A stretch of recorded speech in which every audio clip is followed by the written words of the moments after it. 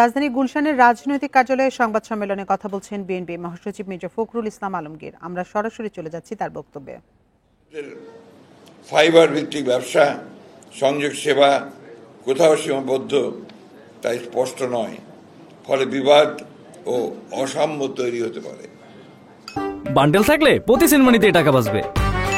বিকাশ send money bundle কিনে জিতুন প্রতি লেনদেনে। নতুন প্রযুক্তির বিষয়ে স্পষ্টতা নেই। স্যাটেলাইট ব্রডব্যান্ড বা নতুন ডিজিটাল সেবা নিয়ে নীতিতে কোনো সুস্পষ্ট দিক নির্দেশনা নেই, যা বিনিয়োগকারীদের বিভ্রান্ত করতে পারে। ৩. বড় মোবাইল অপারেটরদের প্রতি পক্ষপাত। একক লাইসেন্সের বাধা এসএমইর জন্য আইএসপি লাইসেন্স একীভূত করার ফলে বড় প্রতিষ্ঠানগুলো সুবিধা পাবে। এএনএসপি লাইসেন্সে স্পেকট্রামের উপর নির্ভরতা বড় কোম্পানিগুলোকে এগিয়ে রাখবে। ফিক্সড টেলিকম লাইসেন্স খোলা থাকলেও সারা দেশে সেবা দিতে হবে, উচ্চমান বজায় রাখতে হবে, যে এসএমইদের জন্য চ্যালেঞ্জ হয়ে দাঁড়াবে। বড় কোম্পানির অবকাঠামো আধিপত্য।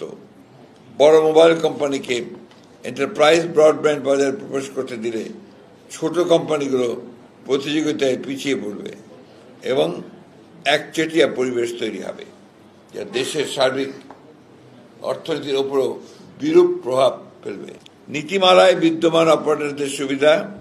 কিছু নীতিমালায় স্পষ্টভাবে বড় কোম্পানির সুবিধা বজায় রাখা হয়েছে, যা প্রতিযোগিতায় নয় বরং আধিপত্য বাড়াবে।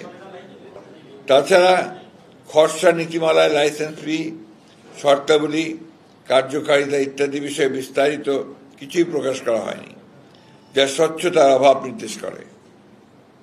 আমরা সরকারকে আহ্বান জানাই, এসএমই প্রযুক্তি বিশেষজ্ঞ, গ্রাহক সংগঠন সহ সব পক্ষকে নিয়ে খোলামেলা আলোচনা করার পর যেন এই ধরনের একটি গুরুত্বপূর্ণ নীতিমালা চূড়ান্ত করার সিদ্ধান্ত গৃহীত হয়। সেই সাথে এই প্রস্তাবিত নীতিমালার একটি পূর্ণাঙ্গ আর্থিক ও সামাজিক পরিণাম বিশ্লেষণ করা হোক। বিশেষ করে এসএমই ও স্থানীয় ব্যবসায়ীদের সম্ভাব্য ক্ষতি, কর্মসংস্থান হ্রাস এবং অর্থনীতির উপর প্রভাব বিবেচনায় রেখে এটি করা গুরুত্বপূর্ণ। এই ধরনের জাতীয় পর্যায়ের টেলিকম নীতি প্রণয়ন অবশ্যই সতর্কতা, স্বচ্ছতা ও অংশগ্রহণ নিশ্চিত করে নিতে হবে। সামনে জাতীয়